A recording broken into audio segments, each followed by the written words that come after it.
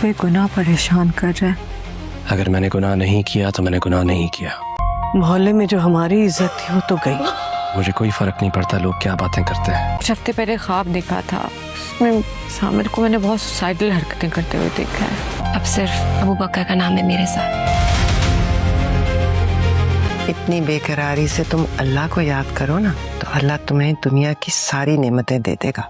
Drama दरे निजात की अपकमिंग एपिसोड्स में आप देखेंगे कि अब दादी की ये बात सुनकर ज़रियाब अंदर से और ज्यादा बेचैन हो जाएगी और जामिल के बारे में सोच सोचकर मजीद परेशान रहने लगेगी, क्योंकि ज़रियाब के दिल में हर वक्त यही डर बैठा रहेगा कि उसने ख्वाब में जिस तरह जामिल को देखा था कहीं वो किसी गलत रास्ते पर ना निकल गया हो या उसके साथ कोई अनहोनी ना हो गई हो।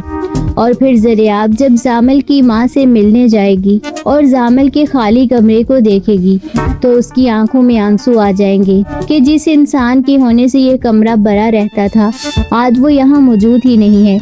अब जामिल की माँ भी ज़रियाब को देखकर और ज्यादा जज्बाती हो जाएगी और ज़रियाब से कहेगी कि मुझे भी कुछ समझ नहीं आ रहा कि मेरा बेटा इतनी खामोशी से कहाँ गायब हो गया है। लेकिन उधर अबू बकर जब अपनी माँ की बातें और मोहल्ले वालों के ताने सुनेगा तो वो अंदर से फैसला कर लेगा कि चाहे कुछ भी हो जाए वो हमना का साथ नहीं छोड़ेगा और दुनिया के सामने डट कर खड़ा हो जाएगा। और फिर अबू बकर हमना से मिलेगा और उससे कहेगा कि अब हमें लोगों की परवाह करना छोड़ देनी चाहिए, क्योंकि जो सच्चाई है वो हम दोनों जानते हैं। अब हमना भी अबू बकर को तसल्ली देगी और कहेगी कि मुझे पूरा यकीन है कि वक्त के साथ साथ सब कुछ ठीक हो जाएगा और हमारे रिश्ते पर जो इल्ज़ाम लगे हैं वो भी मिट जाएंगे।